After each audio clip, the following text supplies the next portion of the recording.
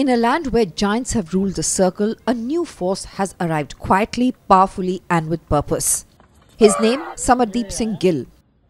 Born to the rhythm of Indian Railways, raised between cricket dreams and weight plates, Samardeep's journey into shot put wasn't planned, it was felt. It began with a suggestion, a shift and a surprising gold medal in his very first event. From that moment, the circle became his canvas and the 7.26 kilo shot became his voice. At the Federation Cup in Kochi this year, he threw 19.34 meters and in doing so broke the long-standing dominance of Asian champion Tajinder Pal Singh Toor. He also qualified for the Asian Athletics Championships. But this wasn't a moment of rivalry, it was a passing of the torch. कहते हैं कोची में हुआ था federation cup and मैंने throw किया था 19.34 metre. मेरी performance पहले भी अच्छी रही है. 19.68 मैंने थ्रो किया था इंटर स्टेट में पंचकुला में. इंजरी हुई थी एंड देन थोड़ा बहुत रिहैब किया. I am totally fine right now and hope so मैं एशियन चैंपियनशिप में बहुत अच्छा करूं ताकि मैं इंडिया को प्राउड कर पाऊं एंड सबको मैं इंडिया के रेयर को खुश कर पाऊं. एएफआई मुझसे खुश रहे. तो मैं चाहता हूं कि मैं आउट ऑफ इंडिया जाके एशियन चैंपियनशिप में अच्छा टारगेट सेट करूं, एक अच्छी थ्रो लगा के आऊं ताकि सब खुश रहें. तेजवानी सामने से आए थे. बहुत अच्छे एथलीट हैं, मुझसे बहुत सीनियर हैं, वेल एक्सपीरियंस्ड हैं. इतना एक्सपीरियंस जितना तो मैंने गेम नहीं किया उतना उनका एक्सपीरियंस है. बहुत हम्बल हैं, बहुत अच्छे हैं. वो बहुत प्यार से एथलीट्स को रखते हैं, समझाते हैं. इवन इन पोडियम पे भी तेजिंदर पाजी जब मेडल ले रहे थे तो उन्होंने मेरे को बाद में कॉन्ग्रेचुलेट किया था. उनका जेस्चर बहुत अच्छा है. He is great. सीनियर के लिए बहुत अच्छे. 20 मीटर बैरियर के बहुत पास में हूँ एक्चुअली. इवन इन प्रैक्टिस में बहुत अच्छा करता हूँ बट मेरे को इतना एक्सपीरियंस नहीं है. मतलब मैं बहुत कंपटीशन खेल रहा हूँ तो बहुत चीजों के बारे में पता चला है कि ग्रिप पाउडर कैसे पुट करना है या शॉर्ट पुट के कितने वेरिएशंस आते हैं. 129 चलाना है. पहले मैं 125 चलाता था शॉर्ट. तो वो सब धीरे धीरे पता चला. एक एक्सपीरियंस आते रहेगा. सो कहते हैं ना कि एक एक्सपीरियंस आते रहेगा तो एक अच्छा एथलीट बनता है. 20 मीटर दायरा मैं बहुत जल्दी कर दूंगा. एशियन चैंपियनशिप में मैं 20 meter throw लगा सकता हूँ और लगा के रहूँगा. I hope so. Samardeep's journey into shot put wasn't typical. It began in the world of cricket where he dreamt of wearing the Indian jersey in a different sport, but fate had other plans. A chance encounter with a railway senior, Jagvinder Sir, led Samardeep down cricket to shot put. His raw power and natural build helped him dominate the early days, but it was under the guidance of his coach K. Sandeep Singh that he truly began to shine.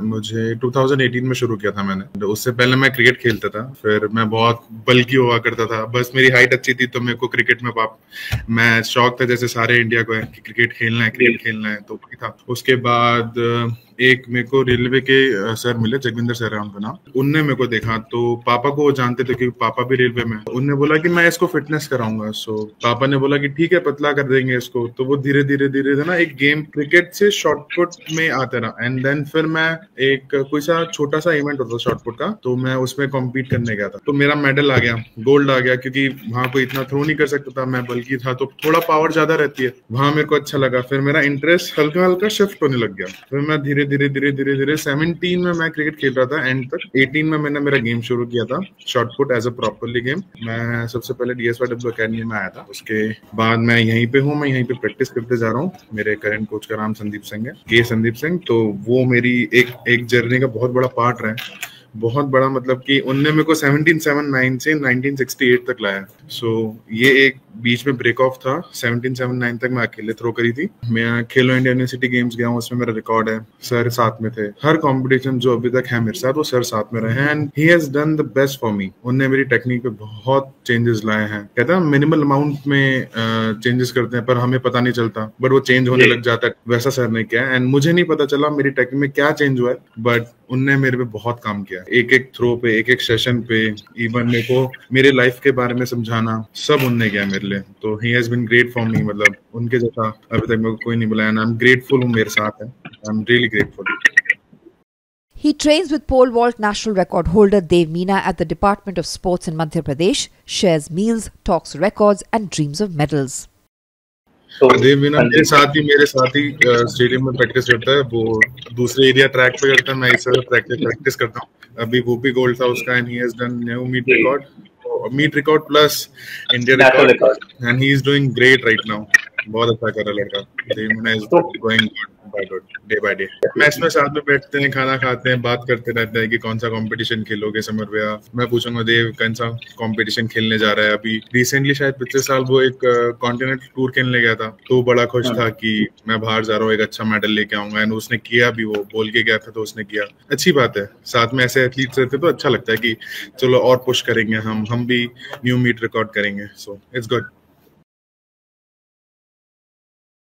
हाँ, मैं first time Tejendra पाजी को beat किया। And शायद उनकी throw नहीं लगी। मैं ये कह सकता हूँ कि शायद उनको इंजरी थी। मैं ये कह सकता हूँ कि वो बोल भी रहे थे मेरे को, उन्होंने ना नेशनल गेम्स में भी बोला था कि समर मेरे ना एल्बो और थोड़ा नी में पेन चल रहा है। सो शायद ये हो सकता है कि उनको इंजरी थी, वरना ही इज द बेस्ट। वो अच्छी थ्रो लगा सकते हैं हमेशा। वो 20 मीटर के ऊपर रहते हैं। मेरे को तो लगता है वो प्रैक्टिस भी ना करें, सो के उठ के आएंगे तो भी वो 20 मीटर लगा सकते हैं कहीं भी। हाँ, इसका रीजन मेरे पापा हैं क्योंकि पापा रेलवे में है। पहले मेरा born and brought up Gujarat का है, मेरा बॉर्न गुजरात का है। उसके बाद पापा का ट्रांसफर हो गया था रतलाम में। तो जब मैंने मेरा गेम शिफ्ट किया क्रिकेट से शॉटपुट, तो मैं रतलाम में रहता था। उसके बाद से मैं भोपाल सबसे नियरेस्ट था एकेडमी वाइज, तो मैं यहाँ आ गया। तो तब से मैं इसी एकेडमी में हूँ, जब से मैंने गेम मेरा शॉटपुट शुरू किया। एंड मैं इसी एकेडमी में रहा हूँ, यहीं प्रैक्टिस करी है, सब यहीं पे है। ये एक मेन रीजन है क्योंकि पापा रेलवे में, इसी के लिए मैं एमपी से खेल रहा हूँ ना। मैं भी पंजाब से शायद खेल रहा होता अगर पापा वहाँ होते तो।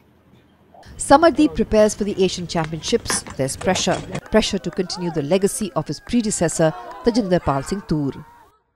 प्रेशर तो है, उनकी एक बिग लेगेसी मेरे पे आई है कि अब मैं जा रहा हूँ उनके बिहाफ पे, उनका एक जूनियर जा रहा है। सो उनकी एक लेगेसी मेंटेन करके रखे। आई रियली विश कि मैं अच्छा करके आऊँ। And I hope and I will do 20 metre plus over there. मैं सच में, एक प्राउड मोमेंट है कि लोग वहां पे डरेंगे तेजिंदर पाजी के नाम से, कि अगर मैं इंडिया की जर्सी पहन के शॉटपुट एरिना में जाऊंगा तो वो मेरे को as junior of Tejinder Pal Singh तूर सोचेंगे कि एक लड़का और आया है इनके जैसा। आई एम रियली ग्लैड कि उनकी एक बहुत बड़ी लेगेसी है एशियन चैंपियनशिप में, एशियन गेम्स में। जब भी जाते हैं he has a good attitude कि वो हर किसी से बात करते हैं, कंपटीशन बहुत अच्छे से लड़ते हैं।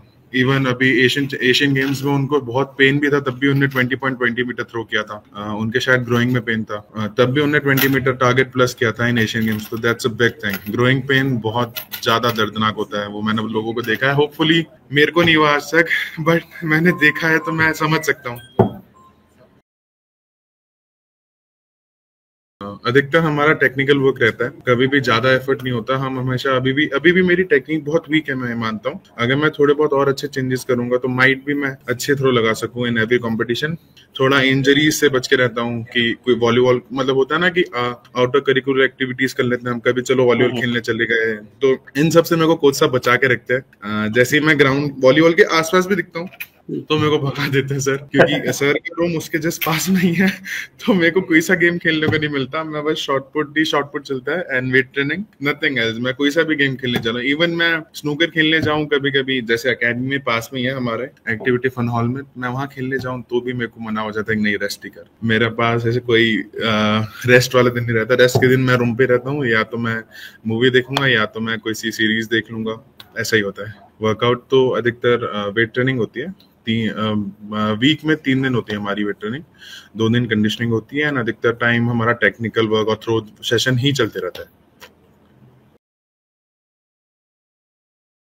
तो मुझे लगता है कि एज पर शॉटपुट और थ्रो इवेंट की पीक एज आई गेस होती है 28 या 29 प्लस, क्योंकि मैं ये नहीं कह रहा कि 24-25 वाले नहीं कर सकते, ऑफ कोर्स कर सकते हैं। रयान क्राउजर ने 24 एज में गोल्ड मेडल लिया था आई गेस, 24 या 25 एज के थे वो तब। सो मेरे को करेक्ट एज याद नहीं है, बट हाँ तब उनने अचीव किया था मेडल, एंड कंटिन्यूसली 3 मेडल उनके। एंड राइट नाउ उनका वर्ल्ड रिकॉर्ड होल्डर है वो। तो आई गेस 25 एज के बाद एक थ्रोअर की पीक एज आती है कि उसमें वो बहुत एक एक्यूरेट अपनी परफॉर्मेंस शो कर सकता है। अधिकतर आप कभी भी किसी भी अच्छे एथलीट को देखोगे तो 25-26 प्लस में ही होता है, जो बहुत अच्छी एज एक्सपीरियंस वाइज भी और एज थ्रो वाइज भी वो बहुत मैच्योर्ड हो जाता है आई गेस। तो उनको एक एक्सपीरियंस बहुत होता है, एक मैच्योरिटी बहुत होती है कि वो 6 थ्रो में से कभी भी एक थ्रो अपनी पुल आउट कर सकते हैं, मैक्सिमम अपना शो कर सकते हैं उसमें। सो आई गेस 28 प्लस एक एज होती है जिसमें एक थ्रोअर इवेंट अपना मैक्सिमम शो कर सकता है एज पर एवरीथिंग टोटल।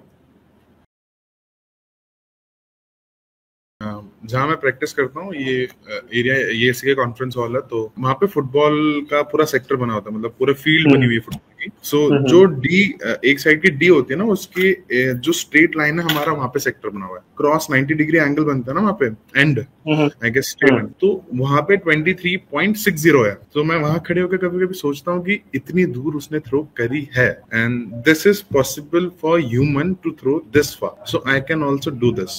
बस मुझे मेरे पे फेथ होना चाहिए, कोच मेरे पे फेथ करे, and he does. He says कि समर तू बहुत अच्छी थ्रो कर सकता है, बस अपने टेक्निकल पे ध्यान दे, अपना माइंड डिस्टर्ब ना कर, एंड सब अच्छा होगा। So if he is saying this कि समर तू कर सकता है, तो I can do it. Nothing to say, single thing, I can do it. Samardeep Singh Gill is not here to fill shoes. He is here to forge new ones. The circle is watching. The shot is in his hand. The future is in his throw. मैं जब भी कोई से competition में सोच के जाता हूँ कि मैं इतना लगा दूंगा, इतना कर दूंगा, तो कंपटीशन मेरा खराब ही जाता है। इवन मैं कोच, और जब हम लोग अपना जैसे कि कोई ट्रेनिंग सेशन में हुआ, तो हम बैठ के जब बात करते हैं वार्म अप के बाद, ये समर अपने टेक्निकल पे ध्यान दे, धीरे धीरे टेक्निक्स मैच्योर करेगा तो थ्रो अपने आप पुल आउट होगी। मैं अधिकतर जब भी कंपटीशन या मीट में एंटर होने जाता हूँ, तो मेरे दिमाग में अधिकतर ये होता है कि समर अपनी टेक्निक करके 100% एफर्ट करना है अटैक पे। पहले जब मैं सोच के आता था, तो मैं कभी सर्कल में अंदर घुस जाता था, तो थ्रो फाउल हो जाती थी या सेक्टर आउट हो जाती थी। पर फिर सर ने समझाया कि समर अपनी टेक्निकल इश्यूज पे काम करो, टेक्निक अगर सही होगी तो आपकी थ्रो ऑफ कोर्स लगेगी। एंड ये सच है। जब भी मैं जाता हूँ तो मैं होप करता हूँ एंड ऊपर वाले से अरदास करके जाता हूँ कि सच्चे पातशाह मेरे को बरकत दें और मेरी थ्रो लगा के आए। तो मैं टेक्निकल पे ज्यादा सोचता हूँ कि हाँ, मेरी टेक्निक ठीक होगी तो मेरी थ्रो ज्यादा अच्छी जाएगी। एंड अगर टेक्निकल अच्छे से मैं एज पर एक थोड़ा थोड़ा और मैच्योर होते गया एंड मेरी टेक्निक ट्यून्ड अप होती गई, सो क्यों नहीं, ऑफ कोर्स तोड़ेंगे, जरूर पूरी कोशिश करेंगे टू मेक इंडिया प्राउड। एज पर अगर आप मेरी टेक्निक भी देखें तो मैं टॉम वॉल्स जैसा चलता हूँ। पहले जब मैं चलता था तो एक इंसिडेंस हो गया था, मैं स्टॉपर बोर्ड नहीं लगाता तो I broke my ankle and मेरे को प्लेट लगी थी। सो उसके बाद से मैं 1 साल रिकवरी में था एंड रिहैब हुआ, सब हुआ। तो उसके बाद से मेरे को टॉम वॉल्स ने 22.90 फर्स्ट थ्रो शॉट किया था किसी मीट में, मेरे को याद नहीं। तो उसके बाद से मेरे को उनकी टेक्निक बहुत अच्छी लगी कि वो अपना राइट लेग बहुत पीछे रखते हैं। तो मैं उनको ऑब्जर्व करने लग गया था कि राइट लेग पीछे रख के देखते हैं क्या होगा, कि एक एक्सपेरिमेंट है ये। बट मैं करने लग गया क्योंकि कोई कोच नहीं था बताने वाला, तो मैंने बोला चलो करके देखते हैं। फिर मैंने वो ट्राई किया, उससे मेरे को अच्छा फील हुआ, तो मैंने उस पर धीरे धीरे काम करने लग गया। तो आई गेस मैं उनको एज अ आइडल मानता हूँ। एंड ऑफ कोर्स मेरा आइडल रायन क्राउजर के अलावा कोई हो नहीं सकता। एंड इवन मेरे एक पूरे वार्डरोब पे उनकी फोटो लगी है, एज पर उनके नीचे एक रिकॉर्ड लिखा है एंड वर्ल्ड रिकॉर्ड उसके नीचे लिखा हुआ है, एंड रायन क्राउजर की एक फोटो है। सो उनके जैसा आइडल 3 टाइम ओलंपिक चैंपियन रहना, it's a very big deal. मतलब उनकी जो मेंटलिटी है, उनकी जो वीडियोस में भी वो शो करते हैं कि मेरी मेंटलिटी क्या है। इवन 2024 में उनका टारगेट था 23.77 क्यों, और वो मेरे को इसलिए पता है क्योंकि उनके एक वीडियो में वो अपना ब्लैक बोर्ड रब कर रहे थे, तो उसमें उनका टारगेट लिखा हुआ था। सो जब वो ऐसा टारगेट लेके चल रहे हैं कि 23.77 आउटडोर में लगाना है, that's a very big deal. In human में आज तक किसी ने लगाया नहीं, but he can do it. I really hope and he will, जिस हिसाब से वो टेक्निक करते हैं।